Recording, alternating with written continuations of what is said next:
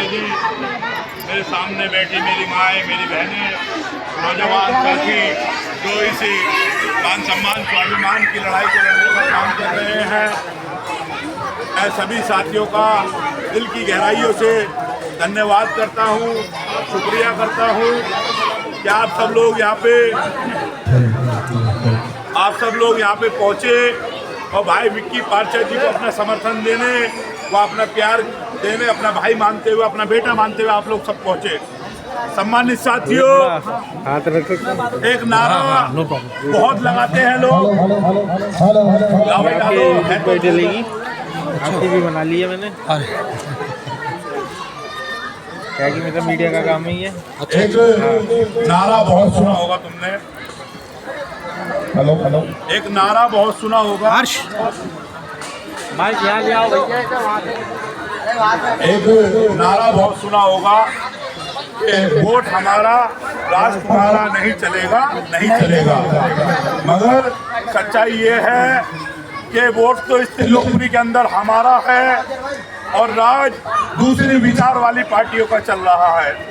यहाँ पे वोट तो बाबा साहब डॉक्टर अंबेडकर के मानने वालों का है, सुअर बकरी भैंस मानने वालों का है, मगर इस देश के अंदर स्थित लोकप्रिय के अंदर राज दूसरे लोगों का है। तो मैं आप लोगों से ये बात कहना चाहता हूँ कि इस देश के अंदर वोट का अधिकार मिले तो हमें 75 साल से ज़्यादा हो गए।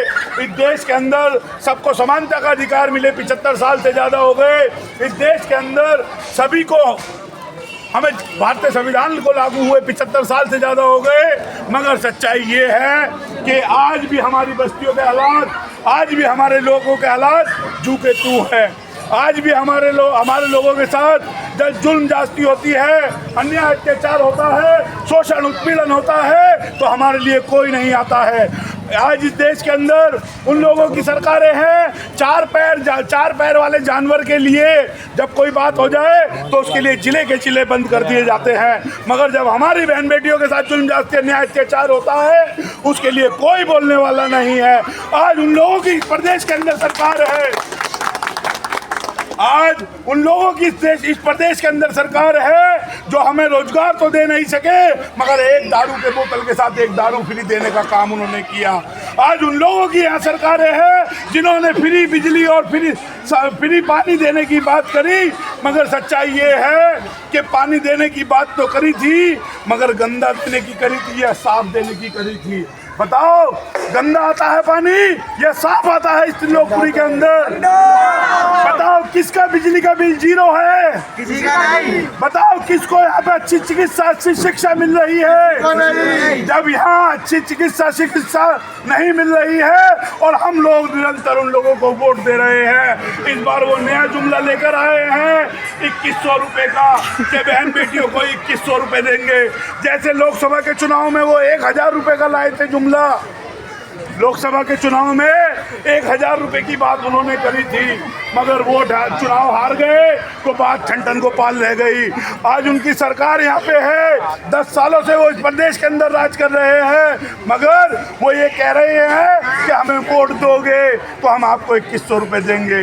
ये कुछ और नहीं है, ये हमारी वोट खरीदने का एक जुमला है। कल को यही केजरीवाल साहब कह देंगे कि मैं तो देना चाहता हूँ, मगर एलजी साहब देने को मना कर रहे हैं, अगर एलजी साहब देने को मना कर रहे हैं।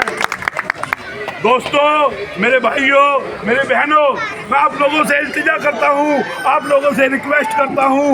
एक तरफ वो है जो आपको तमाम सारे जो है झूठे वादे और तमाम सारी चीज़ें कर रहे हैं, एक तरफ वो है जो आपके सम्मान स्वाभिमान के लिए लड़ रहा है, जो इस लोकपुरी के विकास के लिए लड़ रहा है, हमारे आने वाली पीढ़ियों के लिए लड़ रहा है।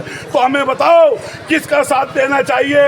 उसका जो झूठ बोलता है और कम तोलता है, या उसका जो हमारे लिए लड़ रहा है? बताओ साथियों, हमें किसका साथ देना चाहिए? जिंदाबाद जिंदाबाद विक्की पार्षद जिंदाबाद जिंदाबाद जिंदाबाद। आज घबरा गई विक्की पार्षद जिंदाबाद जिंदाबाद जिंदाबाद।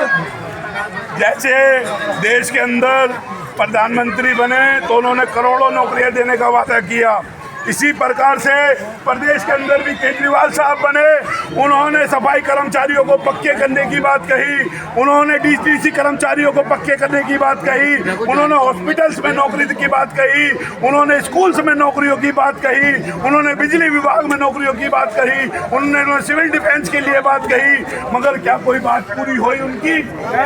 कोई बात हुई पूरी उनकी? ये महलों जैसे दिखने वाली इमारतें आज जो है तो ये बाबा साहब डॉक्टर अंबेडकर की बदौलत है, किसी कांग्रेस और भाजपा की देन नहीं। हम वही लोग हैं जो अपने गांवों से परेशान होकर रोजगार के लिए दिल्ली आए थे, हम वही लोग हैं जो जुल्म जाति अन्याय अत्याचार का शिकार होकर दिल्ली आए थे, हम वही लोग हैं जो अपने आने वाले मुस्तकबिल, अपने आने वाली पीढ़ियों को अच्छा जीवन देने के लिए आस में दिल्ली आए थे।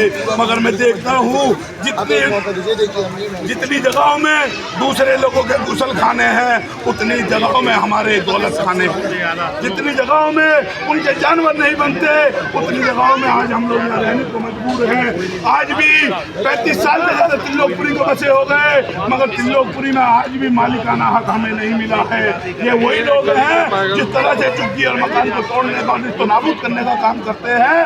कल को ऐसा ना हो कि हमारे भी जो है महलों जैसे दिखने वाले इमारतों को बुलडोजर चलाने का काम कर दे। ये वही लोग हैं जो चुप बैठे रहेंगे, जो चुप बैठे रहे हैं। मगर मैं आप लोगों से निवेदन करता हूँ कि ऐसे साथी की हमें मदद करनी चाहिए जो भाई विक्की पार्चा जैसे लोग लड़ रहे हैं, जो जानदार है, जो शानदार है और जो अपने समाज, अपने क्षेत्र के लिए ईमानदार है।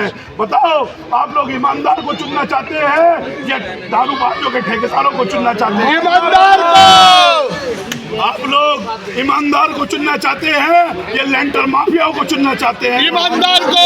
आप लोग ईमानदार को चुनना चाहते हैं या आप लोगों के घरों में गंदे पानी जो आप लोगों को दे रहा है उसको चुनना चाहते हैं? ईमानदार को। आप लोग ईमानदार को चाहते हैं या यहाँ पे दारू और जो सट्टा चलवाने वालों को चाहते हैं? ईमानदार को। तो अगर आप लोग अच्छी तरह से अपने वोट का इस्तेमाल कर लेंगे, अगर आप लोग मेरी बात से पूरी तरह से सहमत हैं, तो मैं आपसे आशा और उम्मीद करता हूं कि आज बार अपना कीमती वोट भाई विक्की पार्चा को देना, इस बार अपना कीमती वोट बाबा साहब डॉक्टर अंबेडकर के नाम पे देना, इस बार अपना कीमती वोट भारतीय संविधान के लिए देना, इस बार अपना कीमती वोट भाई चंद्रशेखर के नाम पे देना। आपका शुक्रिया, धन्यवाद। जय भीम, जय भारत, जय संविधान।